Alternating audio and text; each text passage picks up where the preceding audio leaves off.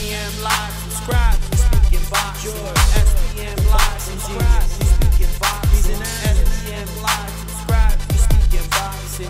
Kenneth, yo, let's be speaking boxing. SBM Live, subscribe, we speaking boxing. SBM Live, subscribe, we speaking boxing. SBM Live, subscribe, we speaking boxing. What's going on, boxing fans? This is Kenneth, SBM Boxing. Let's speak boxing. Both fighters in a tough situation. It's a must-win situation. Must-win for Canelo Alvarez. Canelo Alvarez has to win this fight. Erislandy Lara has to win this fight. It's do or die for both fighters.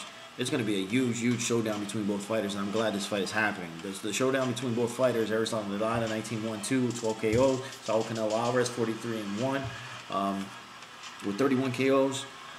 This is going to take place July 26th. I'm definitely going to be watching. I'm going to be in the Boxing Genius at Little MGM. I'm driving from Miami to Orlando, Kissimmee, matter of fact, to be exact, to watch this fight, to watch this showdown. Must see. But this video is going to be about All Access Episode 1. In All Access Episode 1, he gives us, as boxing fans, gave us insight about both fighters as far as where they're at with mindset and their psychologically where they're at. For Canelo Alvarez, like I said, it's a must-win. Because why? Because he's looking to be that next future Hall of Famer. And for him to break stardom like that, to be the next future Hall of Famer, to be the next Mr. Golden Boy De La Hoya himself, he's got to win this fight. He's definitely going to have to win this fight. And the thing about it, Oscar De La Hoya didn't want him to fight this fight right now so early in his career. You know, hat goes out in Lara. Lara stepped up to the plate, interfered with press conference, stepped up to the podium, and called him out in front of everybody. Said, let's give the fans what they want. Canelo Alvarez took it a little personal, felt disrespected, and you know what? Canelo Alvarez in that situation, he said, look, I'm in a situation as far as Pacquiao and Mayweather. I call my own shots and I call my own fights. De La Hoya said, you know, I'm surprised he took this fight, but he definitely he wants to take this fight, and I'm glad he's taking on this fight because right now this is the best Porter. He's in his prime. He's definitely in his prime, but he has a lot of fans out there that still doubt him. Even though he had an impressive victory and he bounced back from his loss against Mayweather, and he looked good against Alfredo Angulo, even though, matter of fact, that performance looked better than Lara's performance. Canelo Alvarez definitely put on a better performance than Lara, who got dropped twice that fight. Lara busted his face up. They stopped the fight, but Lara did get dropped twice. You know, Canelo definitely bounced back from Mayweather, and a lot of people felt like Canelo's back.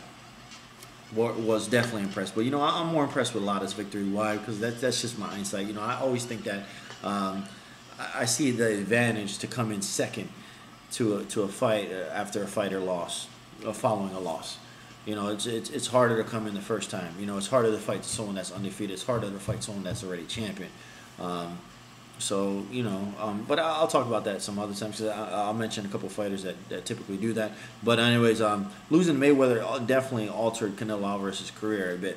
Matter of fact, it altered it a lot. And a lot of times, you know, Canelo Alvarez, for him to break that stardom and be Hall of Famer and be the next Mr. Golden Boy himself, he has to regain that image. You know, and because just think about his career, a lot of people, it was all hype.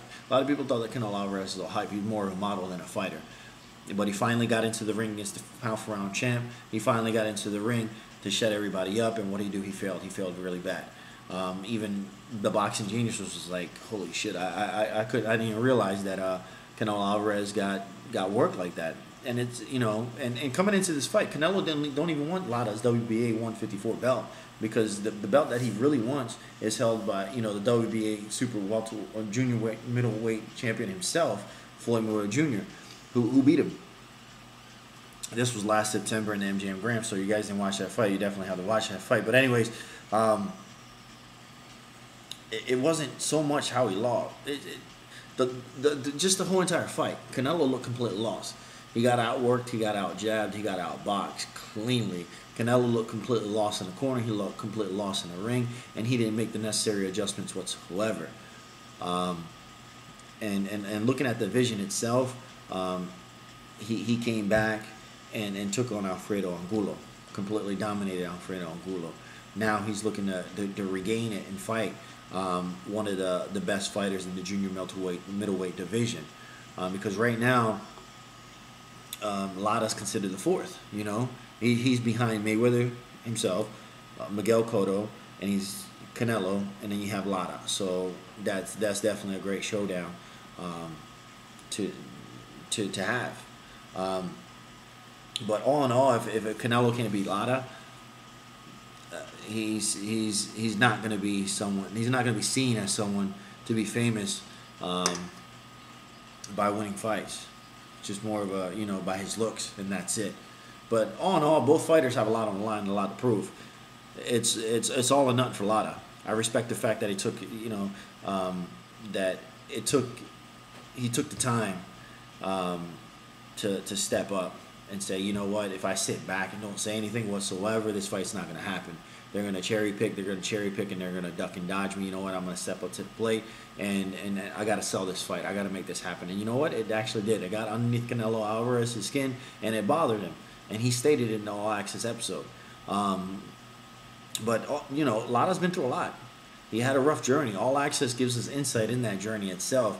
From him, you know, a lot of, you know, the boxing fans already know that, from him being a Cuban national team and his defection to the United States to become pro. All Access spends a lot of time introducing Lara to the fans itself. While a lot of the fans know his name, they don't know too much about him.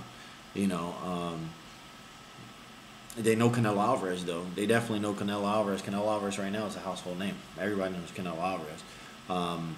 But not too many people, like I said, not too many casual boxing fans don't know about Lara and his background, his family, besides the fact that he was, like I was saying, the former Cuban amateur star, and he was defected.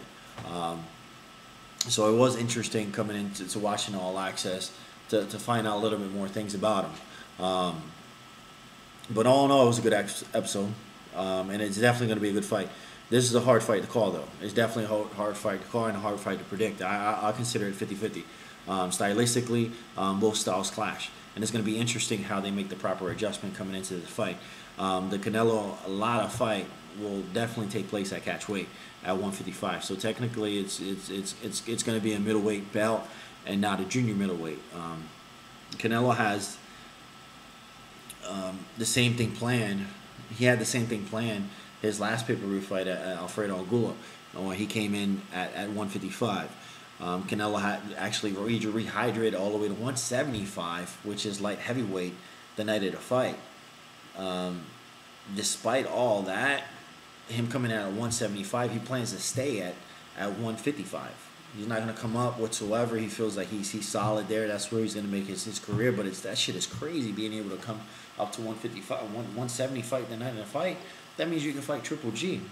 You can come up and wait and fight at 160 easily. But he's not going to do that. He's definitely not going to do that. But this is going to be a big make-or-break deal for Canelo Alvarez, like I was saying. A victory like this can set him up for a big money showdown for the WBC middleweight championship belt with Miguel Cotto in May of next year, or even, you know, Cinco de Mayo, a holiday. Bob Arum, Top Rank, already said that he's going to line something up. He would like to line something up between Cotto and Canelo for next year. That's if Canelo beats Erislandy Lara. And he needs to beat him. He definitely needs to beat him. And, you know, Aaron's doing a lot of big things, man. Aaron's doing a lot of big things, especially with Cotto. Cotto always brings, you know. Aaron wants to match Cotto against Timothy Bradley in December before, so Cotto definitely needs to beat Bradley if that fight's going to happen.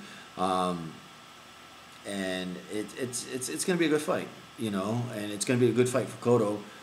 If that fight happens for Timothy Bradley, because we're going to see what, you know, how Cotto can handle his movement, because, you know, Timothy Bradley's more of a boxer, and we all know Bradley's not going to stand toe-to-toe with Miguel Cotto.